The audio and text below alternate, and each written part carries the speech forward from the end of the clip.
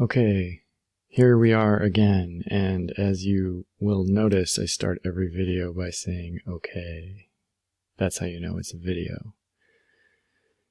Anyway, this is, again, showing you how turbidity increases in sort of real time. When cells are growing exponentially, they go from nothing you can see to very, very turbid. Well, eventually they stop getting more turbid because the cells are going to run out of nutrients and be unable to divide anymore.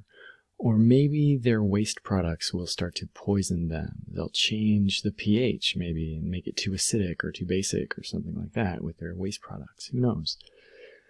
What that gives us is a predictable way to understand what is happening in a closed system like this. And I'm going to show you how we think about it. And this system we have of thinking about a closed culture and cells growing in them lets us understand what cells are doing in nature. So I'm going to make a graph. And it's going to be time on this axis, but we won't specify how much time because this is really just going to depend on how fast an organism grows. Does it have a quick doubling time or a slow doubling time? It's the same situation. And this is going to be the population size, or the number of cells. That's just a fancy term for the number of cells. Well, let's say we take a cell that has been waiting. It is dormant. It is not in the process of dividing. And we plop it into some of this nutritious broth that has all the chemicals it wants, and it should be able to grow. Plop it in there. So there's our cell. If we want to predict what's going to happen to the population over time, what we find is that it's actually going to be, it's not going to change for a while. And I'm sorry I drew this axis wonky, but the point is, what we find is that the population doesn't change for a while because the cell takes a certain amount of time to make the enzymes it needs to make the molecules it needs to get bigger and then split in half.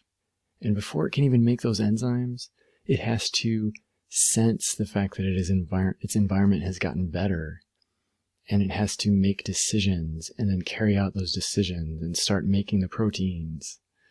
That takes time. So we see this kind of predictable no growth. But then what we're going to see after that is exponential growth. It'll figure out how to grow and then it'll grow.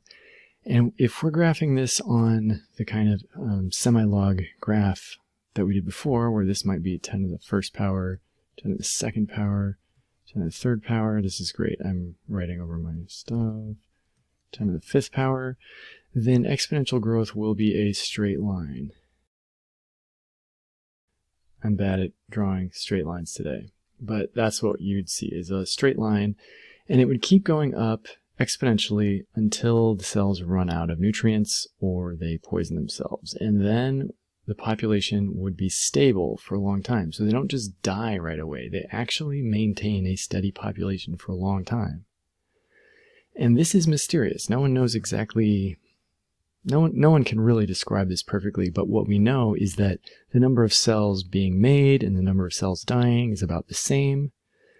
And so these cells are waiting to see if their environment improves. So eventually they will run out of, they really will run out of nutrients. They won't be able to survive and they'll start to die in an exponential death kind of situation. So we give these growth phases names, and your task will be to know these names and know what's going on in them. So the first one is called lag phase. They're all called something phase.